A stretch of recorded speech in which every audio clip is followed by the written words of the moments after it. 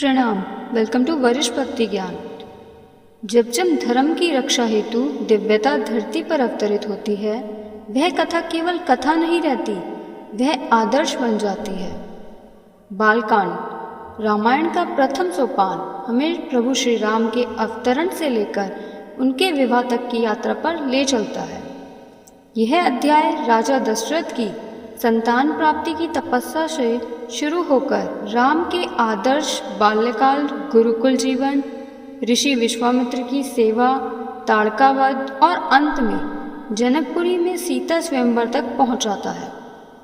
यह अध्याय धर्म, मर्यादा, सेवा और संकल्प की जीवंत झलक है, राम के रूप में आदर्श मानव का प्रारंभ। चलिए जानते हैं।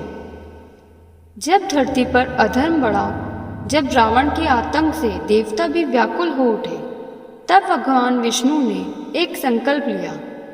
मनुष्य रूप में अवतार लेकर धर्म की स्थापना की और यहीं से आरंभ होती है एक दिव्य कथा, श्री राम की कथा। रामायण का पहला अध्याय बालकांड, जहाँ जन्म होता है मर्यादा पुरुषोत्तम श्री राम का, जहाँ उनके बचपन की लीला, राक्षसों का वध और सीता स्वयंवर तक की यात्रा संजोई गई है। आइए सुनते हैं वह अद्भुत कथा जो आज भी करोड़ों के जीवन का आधार है, रामायण बालकांड की कथा। बहुत समय पहले की बात है, त्रिलोक में रावण का आतंक छाया हुआ था।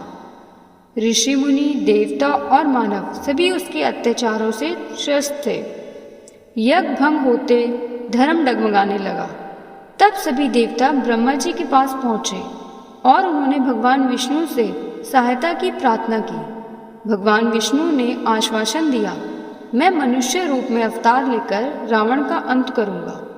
उधर पृथ्वी पर अयोध्या के राजा दशरथ की 3 रानियां थीं, कौशल्या, कैकेयी और सुमित्रा। परंतु दशरथ को संतान सुख प्राप्त नहीं था। मुनि के मार्गदर्शन में दशरथ ने पुत्र कामेष्टि यज्ञ करवाया। यज्ञ के अंत में अग्निदेव प्रकट हुए और उन्हें खीर का एक दिव्य पात्र सौंपा।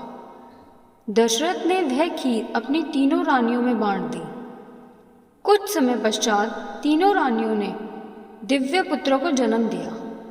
कौशल्या से राम, कैकेयी से भरत और सुमित्रा से लक्ष्मण और शत्रुघ्न। अयोध्या में आनंद छा गया। चारों राजकुमार सुंदर, तेजस्वी और गुणों में श्रेष्ठ थे। राम और उनके भाई बड़े प्रेम से पले बढ़े। वे गुरुकुल में गुरु वशिष्ठ के पास शिक्षा के लिए भेजे गए, जहां उन्होंने वेद, नीति, युद्ध कला और धर्म की शिक्षा प्राप्त की। बचपन से ही राम धर्मपरायण, विनम्र और प्रजा के प्रिय थे। एक दिन अयोध्या में महर्षि विश्वामित्र पधारे। उन्होंने दशरथ से आग्रह किया कि राम और लक्ष्मण को उनके साथ भेजा जाए, क्योंकि राक्षस उनके यज्ञों को बाधित कर रहे थे।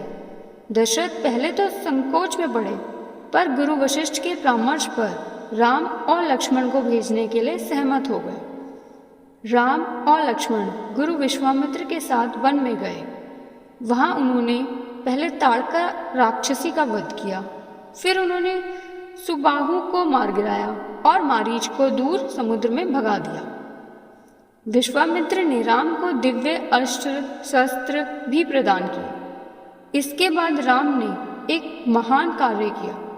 उन्होंने शीला बनी अहिल्या को स्पर्श करके उसे फिर से मानव रूप में लौटा दिया। यह उनका पहला उद्धार कार्य था। फिर वे मिथिला पहुंचे, जहां जनकपुर के राजा जनक ने अपनी पुत्री सीता का स्वयंवर रचा था। शर्त थी कि जो शिवजी के भारी धनुष को उठाकर उसे तोड़ेगा, वही सीता का वरण कर सकेगा। बड़े बड़े राजा महारथी धनुष को हिला भी नहीं सके, पर जब राम जी ने धनुष को उठाया तो वह सहज ही टूट गया। राजा जनक ने सीता का विवाह राम से तय किया।